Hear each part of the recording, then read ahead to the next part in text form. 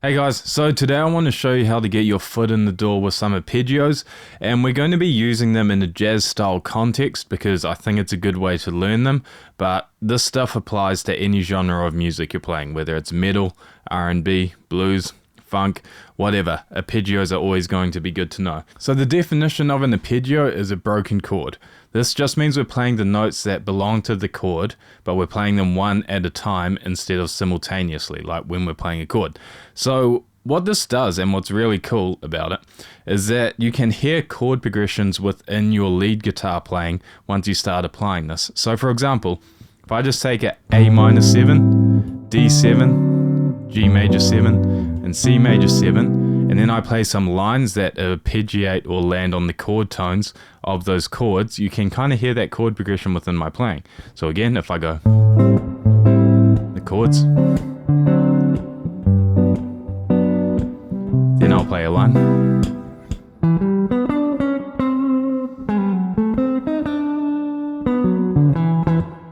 Right, you could kind of hear what's going on there. You could kind of hear the chords outlined by that line. Anyway, so what we're going to do is, just like my 7th chord lesson, there's 4 main tonalities we need to learn. Okay, there's major 7, minor 7, dominant 7, and minor 7 flat 5. And for each of those tonalities, we're going to learn 2 different figures, okay? We're going to learn one where our root note of the arpeggio is on the D string and one where it's on the G. So the first shapes we're going to learn are going to be major 7 for now, and we'll do them in the key of C. So the way this is laid out, you'll see there's red dots and black dots, okay? So the red dots are your 1 or your root note, okay? So if I was in the key of C, I would want to, or playing a C major 7 arpeggio, I would want to make sure I line that up with a C note, then everything else will fall into place where it needs to.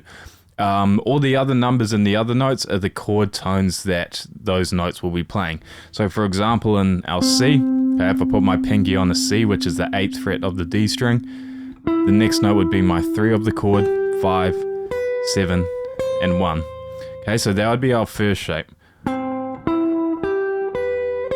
Right, that would be a C major 7 arpeggio. Cool, and again, wherever I start that first note, it will become that major 7. So if I started it on an A note on the D string,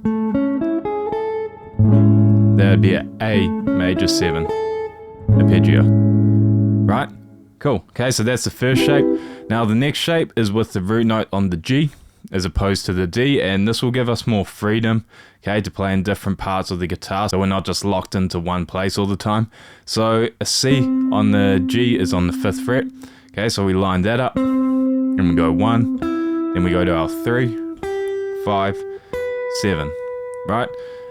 If you don't know chord tones, don't worry about it for now, just know the main thing you need to know is where the 1 is. Okay, so go 5th fret, which is a C, and then finish it off. Cool, so whatever note I line that up with on the G, it would become that major 7. So I know an E note is the 9th fret on the G. If I play that shape starting there, it will outline a E major 7. Right? Cool, okay, so C major 7, we can play it here or there. Okay, 2 different options. Okay, hopefully this is all clear so far. Now next up we got minor 7. Okay, so again, starting on the C, on the D string, we got our 1, okay, the red note on the 10th fret. Yeah, I think I was saying the 8th fret before, but we're on the 10th fret of the D. And then we go flat 3, 5, flat 7, 1, then flat 3. Okay, so this is a good little shape for a minor 7. Right?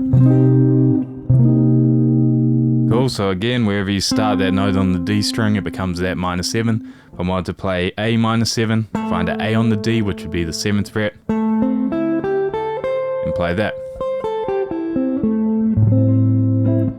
Cool. Now the next shape, again, going to one on the G. So our C, again, we'll do this in the key of C. So on the G note, sorry, on the 5th fret of the G, which will be a C note, and we go 3rd finger on the 1, middle finger on the flat 3, 1st finger on the 5, then pinky on the flat 7. Right? C minor 7. Cool? Okay, next tonality. So again, going to our 10th fret on the D, playing a dominant 7. Okay, so we're going to go third finger on that 1, middle finger on the 3, first finger on the 5, pinky or third finger on the flat 7. Then we go to our 1 again, which we'll use our first finger. Then if you want, you can use your pinky to play that 3. Cool, so that would be a C dominant 7. Cool. Alright, now the next shape. So again, going to our C on the 5th fret of the G. Right, just this little figure here.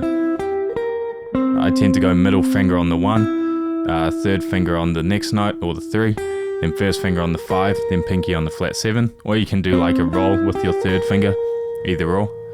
Cool, so far we have 3 different tonalities, major 7, minor 7, and dominant 7, and we have 2 shapes for each of them. But the last ones are the minor 7 flat 5s. Okay, very important you learn these. So again, going in C. So I'm going to put my pinky on the 10th fret of the D or the C note for this one. I'm going to go pinky, middle finger for the flat 3, first finger for the flat 5, pinky again for the flat 7, then first finger for the 1, then you can add that flat 3 in there too.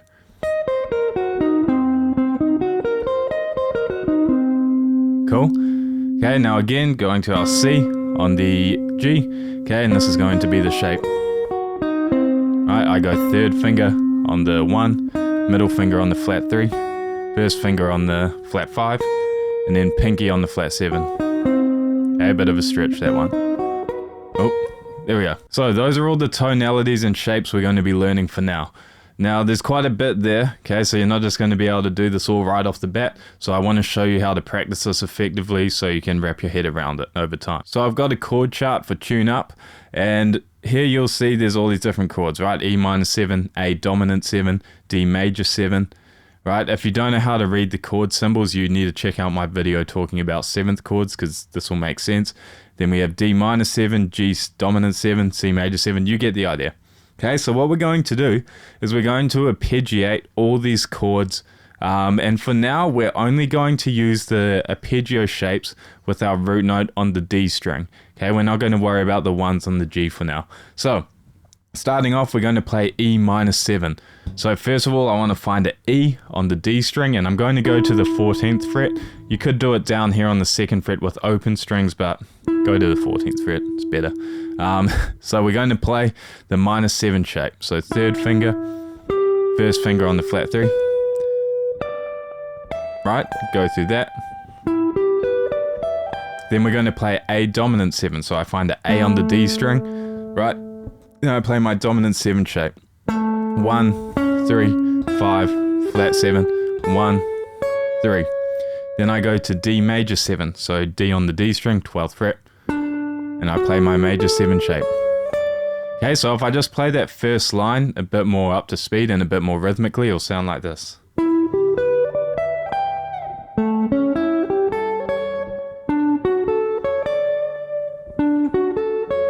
Right, I doubled up that D because you repeat that chord. That's what that percentage sign thingy means. Right, so just from that, you can probably hear how that really outlines the chord progression, right? If I play the chords, E minor 7, A dominant 7, D major 7. Then if I play those arpeggio shapes we did,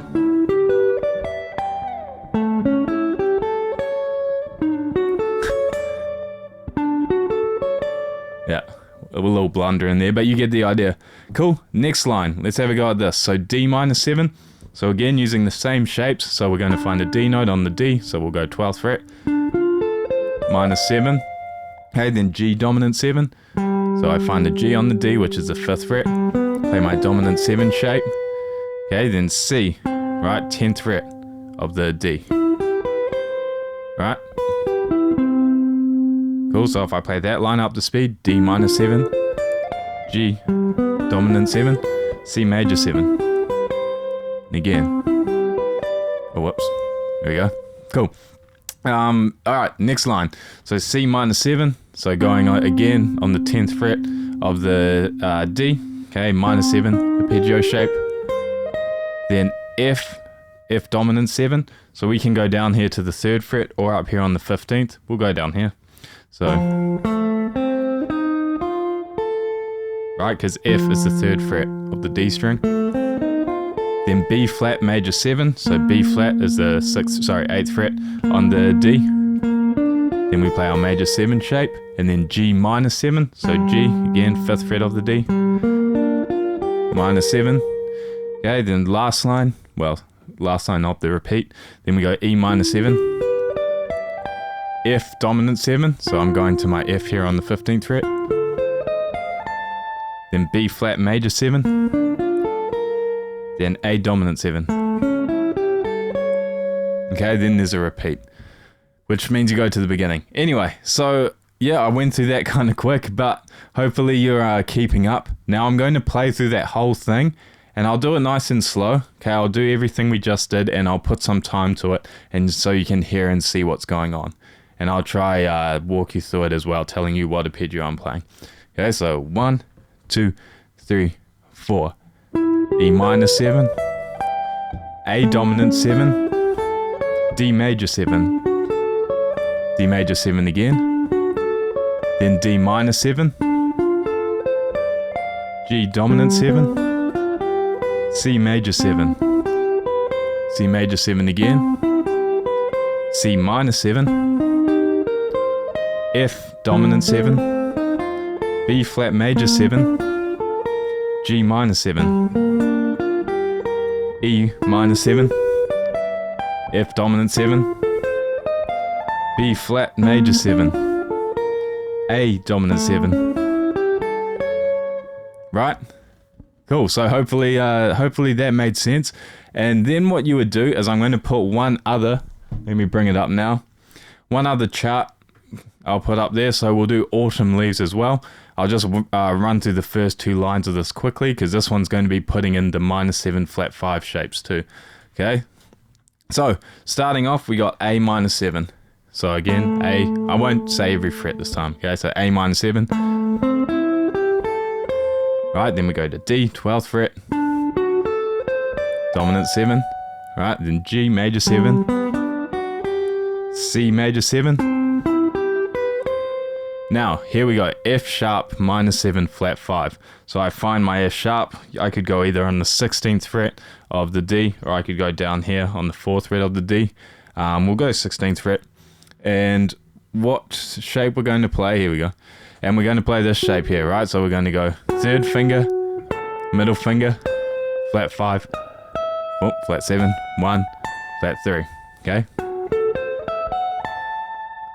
Cool. And then we go to B dominant 7, ignore the flat 13, and then E minor 7.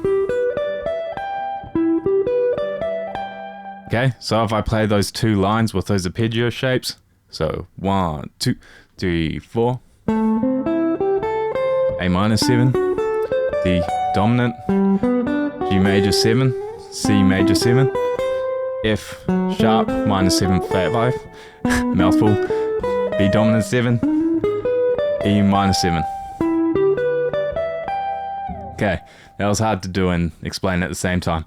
By the way, that how it says minor 6 there, just play minor 7s. Okay, it's alright. So, you would go through and do the same with that chord chart too. Cool. Okay, so hopefully you're with me so far. Now let's go back to tune up. Okay, because once you get your head around all those shapes where the root note's on the D string, you want to do the same but with the root note on the G, and I'll just go through this quickly. So, E minor 7, right 9th fret on the G, and I play the minor 7 shape for that. Right, like that. Then I find an A on the G, which I'll go up here to the 14th, and play dominant 7. Right, then I find D, and play major 7. Then minor 7 from that D. Then major dominant 7 from the G, and then C. Okay, I'll go to this one down here and play the major 7 1, then minor 7 on that C, F 10th fret, dominant 7. Right, then we'll go B flat. I'll go 3rd fret, and we'll go major 7. Then G for this one. I'll go up to this 12th fret. All right, minor 7 there. Then E minor 7. F dominant 7, which is the 10th fret, and then B flat, we'll go up here for this one, B flat major 7, and then A dominant 7. Okay, so if I do that one a bit more up to speed, so 3, 4.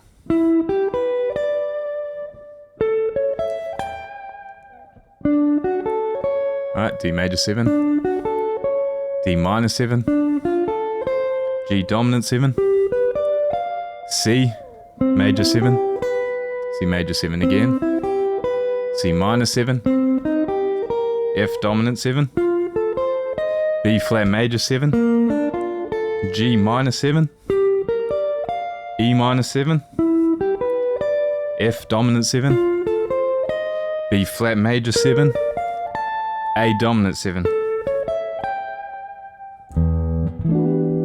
Cool. Okay, so those were all the arpeggio shapes with the root note on the G. So again, the name of the game is just small chunks. Make sure you nail it before you move on to the next step, and just be patient with the stuff, because again, you're not going to get it overnight. But I'll put links to a Google Drive folder which will have these chord charts and as well as the arpeggio shapes in it, which you can download and just play along with it slowly. Take your time, make sure you're doing it right, and you'll be surprised if you stay consistent with this how quickly you get it. So thanks for watching. Hopefully this was helpful, and I'll see you next time.